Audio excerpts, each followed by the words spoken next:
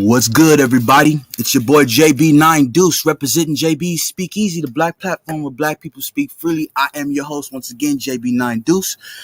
Right now, I'm doing a show today to follow up my last video I did yesterday regarding the Tory Lanez trial. I tried to do a show late night yesterday, but I believe maybe I had maybe it was a little bit too late. And maybe I should start doing shows earlier. So I decided to do one right here at 1:20 this afternoon. And I want to cover the facts of the Tory Lanez trial. So I decided to do a PowerPoint presentation starting with the very early facts of the case. Now, most of you who have followed this case understand that you know my point of view, which is a private opinion, is that this is some BS, that you shouldn't be doing 10 years over a crime you didn't commit. Then we have the court of public opinion, which says that he is guilty. Now, regardless of what people may feel, I just want to do a quick video to let you guys know the depths of this case and some of the statutes of the law, and as far as some of the things that transpired in the court that was not right. As you see right here, I have a picture of Tory Lanez and Meg Thee Stallion, and I'm also going to get into who I believe is the real culprit, which is Kelsey, but we'll get into that. Okay, next slideshow. Tory Lanez accusations. Number one, he was accused of shooting Meg, which I believe is untrue, because other facts have stated that they were not sure if he shot her. And remember, the point of the court system is to prove beyond a reasonable doubt that a person is guilty. They have not proved to us as the public that he's guilty beyond what? A reasonable doubt. There's all sorts of reasonings. Number two, his first charge is possession of unregistered firearm. The Penal Code, Part 6, Title 4, Chapter 3, carrying a firearm is the name of the statute of where to find this in the law. He did not have just regular possession. He had something called constructive. That was actually my number 4 point, but we're going to move it up to number 3 because it actually follows number 2. The constructive possession. It doesn't mean that you have the firearm on your person. It means that you're in the vicinity of the firearm, which means by law, he was around the firearm around the time Megan was supposedly shot, but he did not have the firearm at that moment. Now, yes, there was a part, I believe, in the case where Tory had aimed the gun in the air and shot in the air, but that is a totally different shot that was fired than the other 4 shots that were fired, and one of them supposedly hit Megan. So my point, what is my point? My point is that Tory Lanez, according to the second note that I took, was or the third note I took, he was in constructive possession, which means he was in the area but not in full possession. Number 3, he was all this is part of the same statute under the law, assault and battery statute. I believe, what does it say? Chapter 2, called gross negligence. Being reckless with a weapon that you know could possibly harm a person without concern for their well-being or health, that is not concerned for their well-being or their health. What a cold-hearted individual. Shooting in a crowd, opening fire without regard of surrounding people. Now, I was just being sarcastic when I said the last word about, oh, he's not a good person. I don't believe he did that. I don't believe it was, they're trying to charge him for gross negligence, but I don't believe it was gross negligence, at least on his part. I believe, in my personal opinion, is the next young lady we're about to go in on. Her name is Miss Kelsey Harris. This is the most mishandling of justice I have ever seen in my 31 years of life. Kelsey's statement. Let's go to Kelsey's statement in court. It says, Kelsey takes the stand and pleads the fifth. Now, let's start right there. People will say, well, what's wrong with that?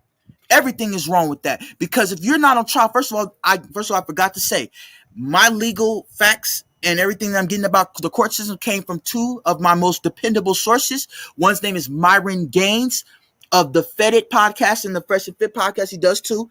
And he does one where he's an ex-Fed agent and he's explaining the law. He covered the Amber Heard trial. He covered the Gunna trial. He covered many hip-hop stars, even the Young Thug trial. So his credibility is A1. Then we have my boy Andrew from Legal Mindsets, another YouTube channel where he's a lawyer 10 years strong talking about this very same case. So what is my point? My point is, when it comes to this case, there have been a lot of things that was not followed. And according to from Andrew from Legal Minds, he said, no one should ever take the stand and immediately plead the fifth, especially when you're not the one on trial. When a witness or somebody outside of the one on trial goes and pleads the fifth, it makes them look guilty, because the point of the fifth is if someone's on trial that knows they're innocent and then they're still treated as if they are guilty, they will plead the fifth because they said, I know the words I say are true, but it can be incriminating under the wrong prosecutor or lawyer trying to actually, because prosecutors and lawyers try to make you slip up on your words. So my point being is, you should never, as a American citizen, take the stand and plead the fifth if you're not the immediate one on trial. It makes you look guilty to the judge, makes you look guilty to the lawyer, makes you look guilty to the jury. Now it says, should you plead the fifth? Oh yeah, they only plead the fifth because when it makes you feel like you're going to be criminally culpable of a crime. So that's what makes her look like she's guilty of having, if no involvement, but holding the gun herself. Kelsey is a part of this case. Kelsey was also offered immunity for the statement. They've never done stuff like this in the American justice system. It's been said by Andrew from Legal Mindsets. That's my lawyer who has my back on all these things I'm saying. He says this does not happen, but yet the court offered her the immunity. It's like the prosecutors almost told her what to say and what to do, because at the end of the day, it's like these are things that you just don't normally as an everyday average citizen would do. Then Kelsey took the stand and admitted that she lied. Why is this woman not facing perjury charges? If you know anything about the court system, there's something called perjury charges. When you lie, you should be held accountable even more than the person that you held on. So we need to be having her trial. Since they put Tori in jail, we need to be taking her ass into jail too. Excuse my language, but this really upsets me because I'm a black man in America. And just like this was Tori, $1 million man who's now in jail, it would be nothing to put an everyday brother like myself in jail. So I ride for causes like this. Next thing, it says Kelsey and both Tori admitted that Kelsey and Megan were having a confrontation. So why, if two people are having a confrontation, why would I take the third party and put all the blame on the third party without looking at the two people fighting? Kelsey and Megan were fighting. Kelsey said it.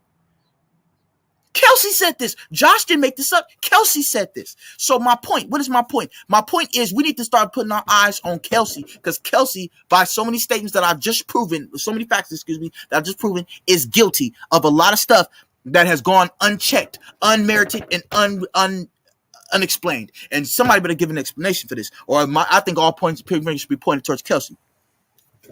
Now, the last fact I took, it says Kelsey shouldn't been able to plead the fifth under the circumstances of not being on trial. That goes back to my other point.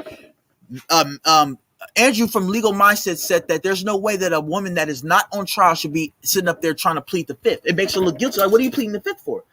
And, in court, they're already suspect of anything, and you already was implicated in a fight, and that was a Tory statement. And then you're now saying, yeah, I did had a fight. And then she said, then you lied.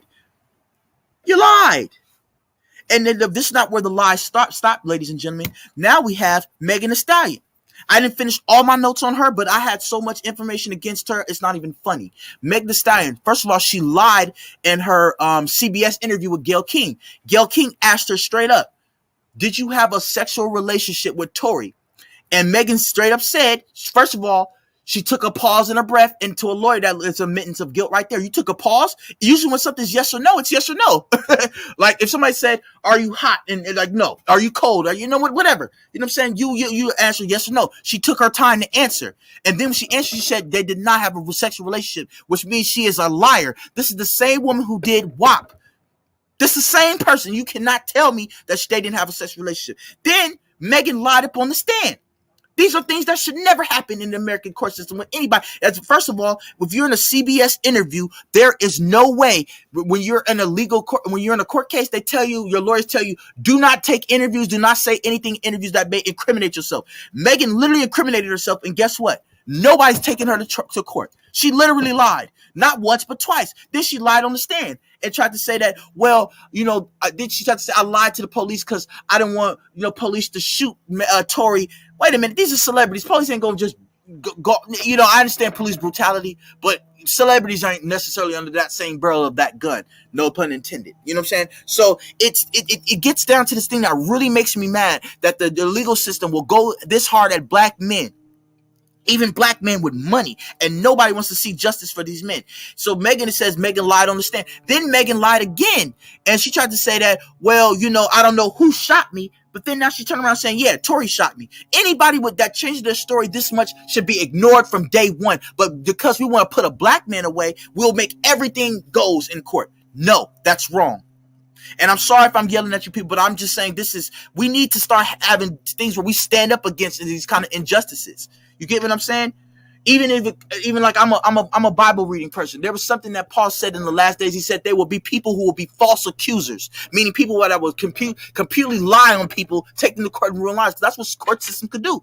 When you put in jail, that's a fate almost closer to their death, because you're under the control of the state. You're under the control of the government. You're not a human anymore. You're what they say you are in jail. They treat you any way they want to treat you in jail. So my point being, all of this to show we need to have an appeal for Tory Lanez. We need to get some kind of I don't know, some kind of petition going or something. We got to get this brother out of jail. Now, I know I don't have the most money in the world, but I do have an idea. And I remember Tupac said a long time ago, he said, I may not be the man to change the world, but I indeed will be the man to spark that could change the world. And so I want to be that same spark by using my platform to try to say, we need to get this man out of jail. We need to build whatever we need to do to try to get this injustice corrected. Now, thank you. My name is JB9 Deuce. You're representing JB Speak Easy, the black platform where black men speak freely. Thank you for joining me. You guys have a wonderful day. God bless.